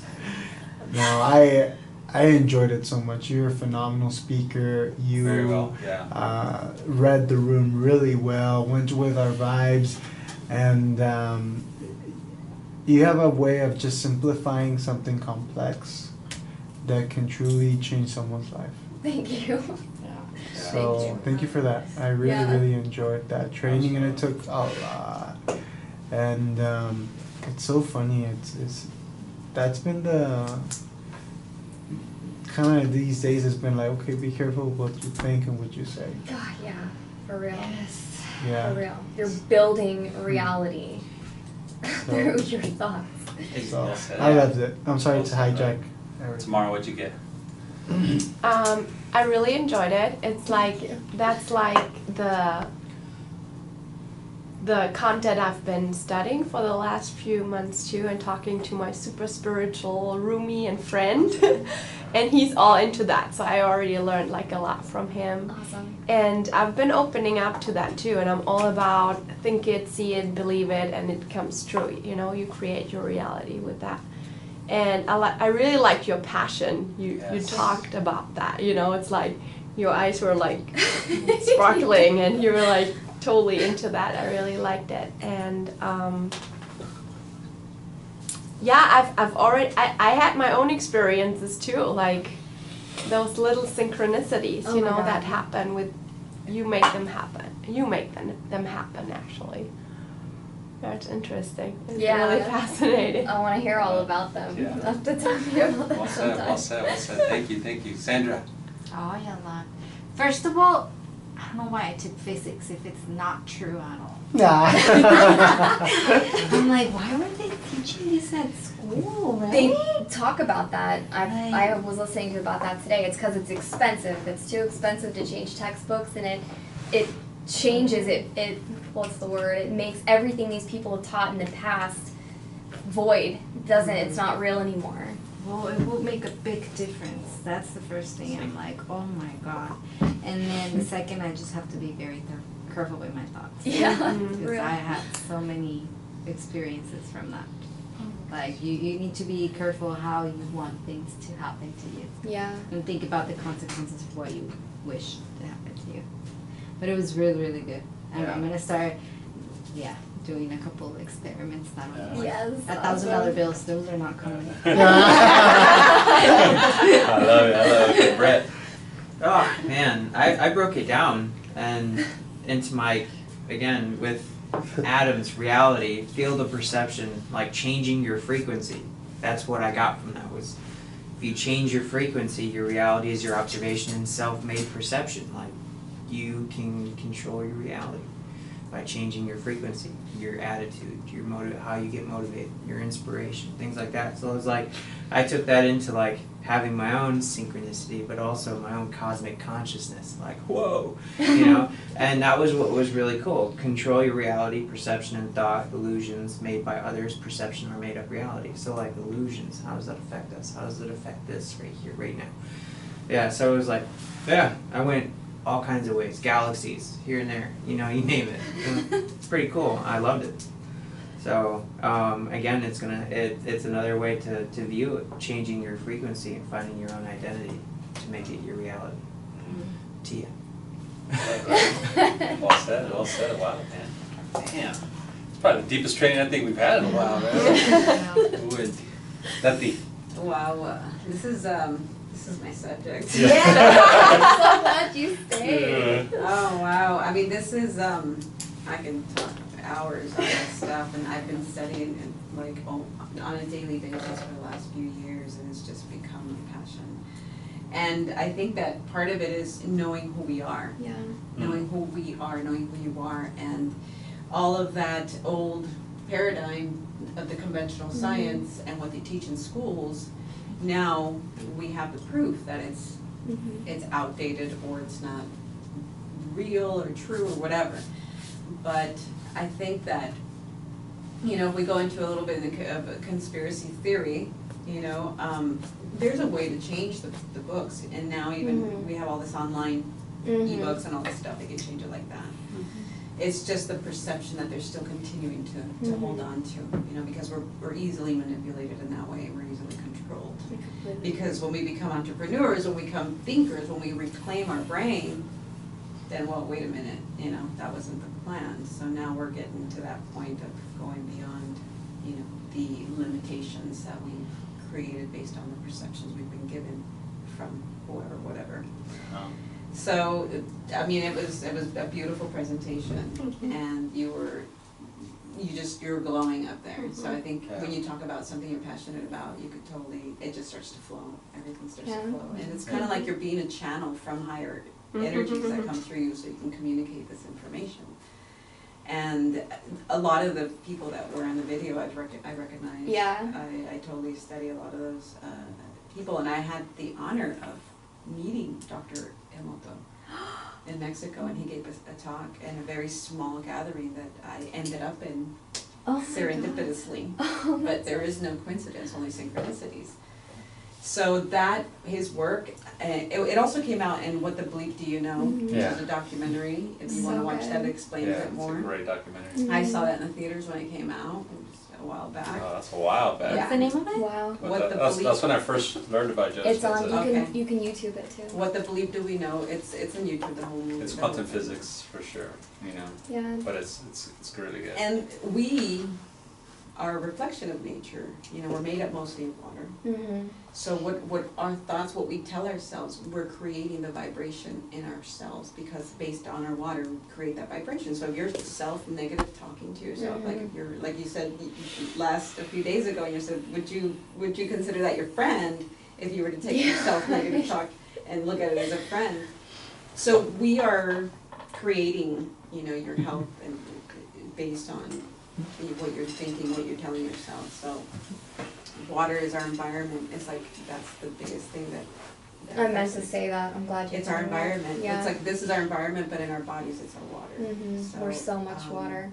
We're so much Exactly. more water. And so it's important now, I think, that all of this information is out there, and it's only growing, and I think it's great because then people can take their life back, their power back, you know, be empowered by this, because we have our internal technology, and you know, our heart-brain connection is state of being. You could create, like you say, we literally create every second of our day based on what we're thinking and what we're feeling. So it's important to really be mindful and to be present with your thoughts in order to see what you're creating. So I loved it. Yeah, thank you. I'm Well so glad you said. stayed. Thank you, wow. No pressure. I'm not gonna be as deep as that. But I feel like, because I haven't really, you know, educated myself with these concepts or these thoughts, but I feel like they've kind of been with me, where people have been throwing them at me like all my life. So like, one of the things I wrote down was smile, when you're talking about smiling at people. And I remember when I was like fresh out of high school and starting to, you know, meet new people. We just moved out to the Barstow area, and I remember meeting one of our friends. Like his big thing was like he had two things he'd always say to you during the day when he would saw you. Well, not two things, but his one of his like quotes, life quotes. Sorry, my brain's all over. Right. Well, his life quotes, he would say, if you see someone without a smile, give them yours. Just share it, you know, because they may need it, you know. So if they don't have it, just give them yours, right? He would say that. But then when he would see you in his introduction, like, hey, how are you doing? I'm good, how are you? I'm good. What did you do for your country today? That was something like, what did you do of service to help somebody out, really? I mean, those are things that he was, and it's always stuck with me. And this was when I was like 17, 18 years old. And like, I've always thought about that. So when you're walking around and you smile at people, or like me, I'm just so intimidated, introverted that I don't. And I think, well, they could have used that. But when somebody smiles at me, I'm like, oh, hey. So you see that. And then the thing about the water and the rice, I always said that I don't like it when people are indifferent to me. Like when there's a difference between being mad at somebody, being happy with somebody, and then just being indifferent. So like that drives me crazy. And I even think about it, like even when nowadays, like when you're texting and stuff like that, I'm like, oh, they left me on red. Oh, they're saying something that you left me on red. Basically, that's being indifferent. You're not responding to them. There's nothing. There's no being mad. You know. So I mean, it's still today. So just that whole being indifference. That last photo of the rice, they didn't say anything to it. They were just indifferent to it, you know, and how it reacted to that. So, yeah, I was just kind of thinking of those things. So it's just like, wow, like, yeah, and it just, I got a laugh on that. So. I love what everyone had to share tonight. Wow, you know. For me, one word was captivating. I was captivated. I was just like, you had me. I was really sucked in. Like, I don't know if you guys felt that way. I was just like, right. I was totally sucked into your content, and you're right. It was your energy. You know, you had such a passion up here, and which is really refreshing to get a new twist and new trainers up here, right? Because I felt inspired. Like it was a very and I was, you know, I read a lot about my emotions. I'm like, oh, how do I feel right now? I feel inspired right now. You know, and I really, without a shadow of a doubt, I really believe that. Like I wrote down Prometheus Rise on, okay, like I really believe, you know, in repetition, right? And imagine that. And I am going to do that experiment. I am going to take it seriously. Because I really do believe that. I do believe that in creating that. And loved it. Every bit of it, right? We got to have you up here more. Right? And so that was nice. It was good. I'm glad you came up here this evening. So awesome, guys. Wow. Tonight was better than I thought it was going to be. Right? Me too. And I knew tonight was going to be good, but that's why you don't miss trainings, because you never know what you're going to miss. And you know what I feel really grateful, you know, to be, you know, collaborating with you guys, and you know, you can see that there's something coming more out of this.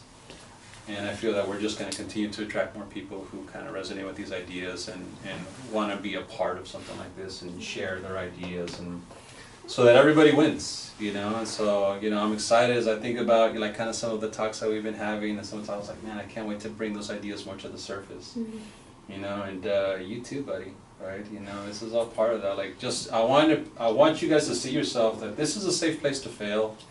This is a safe place to be. Like, you know, you're gonna feel nervous coming up here if you're not into public speaking, and it's all good. You know, we want you to know that this is a really safe place to fail and grow, because from here we're all supporting each other, because we're gonna move on to bigger audiences and bigger platforms to share these ideas. You know, not typical training for an insurance company, huh? You know, so you know, people that work in the industry is like, they did not talk about this in your life, right? You know, you know, and so I want this to be that way, right? And I welcome that, you know, and so loved it more than even the words. What I'm telling you don't do it justice, right? Loved it. You did. You smashed it. Yeah. You did a great So awesome, guys. So I know it's 9 o'clock. So with that, we will not be having a train on Saturday because we're going to a leadership retreat, right? We will be back next Monday, right? And for next Monday, I want to have you two train, right? You know, and you've been doing a lot of product stuff. I think we need to get your mindset.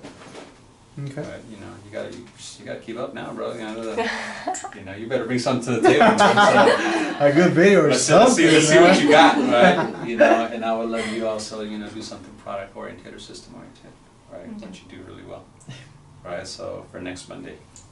Okay. Any questions about anything? Just some announcements, right? It's really quick. So we're having a Fast Start School.